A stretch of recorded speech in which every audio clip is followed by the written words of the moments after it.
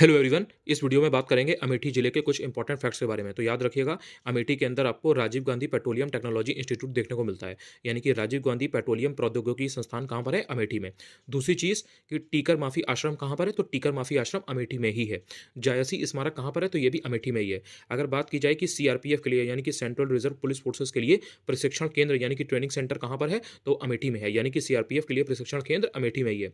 अगर बात की जाए इंदिरा गांधी राष्ट्रीय उड्डयन अकादमी की, यानी कि नेशनल एविएशन एकेडमी, किसके नाम पर? इंदिरा गांधी जी के नाम पर जो नेशनल एविएशन एकेडमी है, यानी कि इंदिरा गांधी राष्ट्रीय उड्डयन अकादमी, तो ये आपकी अमेठी में है। अगर बात की जाए स्पोर्ट्स कॉम्प्लेक्स की, तो डॉक्टर भीमराव अंबेडकर जी के नाम से स्पोर्ट्स कॉम्प्लेक्स है, तो ये अमेठी में ही है। यानी कि doctor Bhimrao Ambedkar sports complex कहाँ पर है? अमेठी में।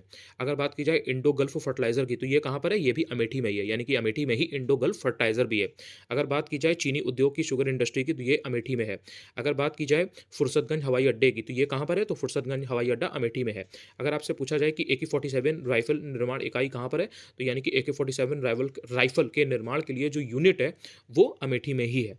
अगर बात की जाए राजीव गांधी राष्ट्रीय विमानन विश्वविद्यालय की, तो राजीव गांधी राष्ट्रीय विमानन विश्वविद्यालय अमेठी में ही है। तो ये बहुत इंपॉर्टेंट है अमेठी जिले के कुछ फैक्ट्स, तो इनको याद रखिएगा। ये आपसे आरओ और यूपीपीसी 2025 के प्रीलिम्स दोनों में ही पूछे जा सकते हैं। ऐसे ही इन्फॉर्मेटिव वीडियोस के लिए चैनल को सब्सक्राइब कर लीजिएगा और टेलीग्राम जरूर ज्वाइन कर लीजिएगा। अनुज चतुर्वेदी ऑफिशियल है। Thank you so much.